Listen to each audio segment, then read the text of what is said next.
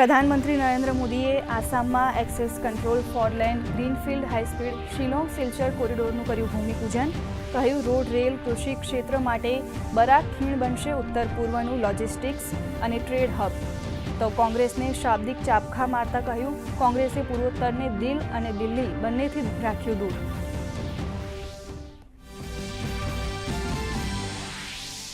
પ્રધાનમંત્રી મોદી આસામ પછી પશ્ચિમ બંગાળને પણ આપશે વિકાસ કાર્યોની ભેટ. કોલકાતામાં પુનઃ વિકસિત થયેલા 6 રેલવે સ્ટેશનનું કરશે ઉદ્ઘાટન.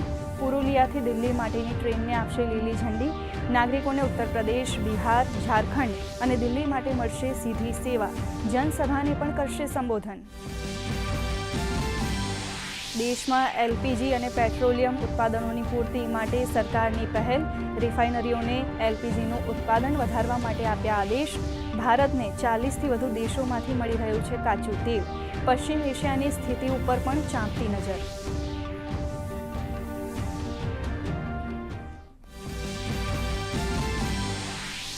મુખ્યમંત્રી ભૂપેન્દ્ર પટેલની અધ્યક્ષતામાં પીએનજી ગેસ અને પેટ્રોલિયમ પ્રોડક્ટ્સ અંગે ઉચ્ચસ્તરીય સમીક્ષા બેઠક. પીએનજી ગેસ સુવિધા હોય તે શહેરોમાં હોટેલ્સ, શૈક્ષણિક સંસ્થાઓ, સામાજિક ધાર્મિક સંસ્થાઓને નવા કનેક્શન તત્કાલ આપવા આદેશ. તો લોકોને ગેસના સિલિન્ડર માટે ન દોડવાનો અનુરોધ. વિધાનસભાના સત્રમાં મહિલા અને બાળ વિકાસ વિભાગની પ્રશ્નોત્તરી. મંત્રી મનીષાબેન વકીલે કહ્યું, 1 વર્ષમાં કુપોષણના દરમાં 9.1% ઘટાડો. તો ગેરહાજર રહેલા ધારાસભ્યોને ફરજિયાત હાજર રહેવા અધ્યક્ષ શંકર ચૌધરીની ટકોર.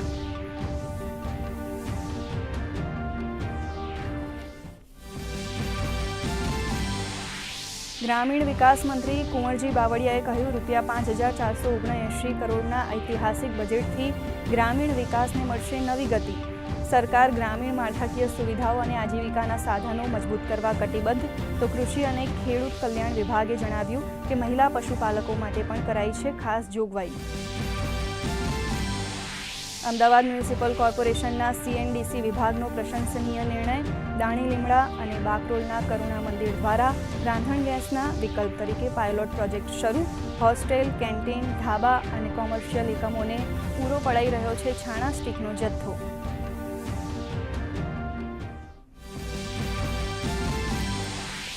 રાજ્યમાં માવઠાની આગાહી વચ્ચે તાપમાનમાં આંશિક ઘટાડો. અમદાવાદ, રાજકોટ, સુરત, વડોદરા અને ડીસામાં તાપમાન 39 ડિગ્રી. પવનની દિશા બદલાતા રાજ્યમાં ગરમીના પ્રમાણમાં થયો આંશિક ઘટાડો. 18 માર્ચે કચ્છ, બનાસકાંઠા, પાટણ તો 19 માર્ચે સૌરાષ્ટ્ર અને દક્ષિણ ગુજરાતમાં કમોસમી વરસાદની આગાહી. અમેરિકન રાષ્ટ્રપતિ ડોનાલ્ડ ટ્રમ્પની ઈરાનની ચેતવણી. હોર્મુઝ જળડમરૂ મધ્યમાં અવરજવર અવરોધાશે તો ખાર્ગ દ્વીપની તેલ રિફાઇનરીઓ પર થશે હુમલો. તો ઈરાનના નવા સુપ્રીમ લીડર મોસ્તબાની જાણકારી આપનાર માટે $1 કરોડ ઇનામની ઘોષણા. ઈરાનની પણ અમેરિકન ઇન્ફ્રાસ્ટ્રક્ચરને નષ્ટ કરવાની ચીમકી. વિશ્વકપ ક્વોલિફાયરના ફાઇનલમાં પહોંચી ભારતીય મહિલા હોકી ટીમ. આજે ઇંગ્લેન્ડ સાથે થશે મુકાબલો. સેમીફાઇનલમાં ઇટલીને 1-0થી હરાવ્યું. ભારતીય ટીમ પૂલ બીમાં 7 અંક સાથે ટોચના સ્થાને.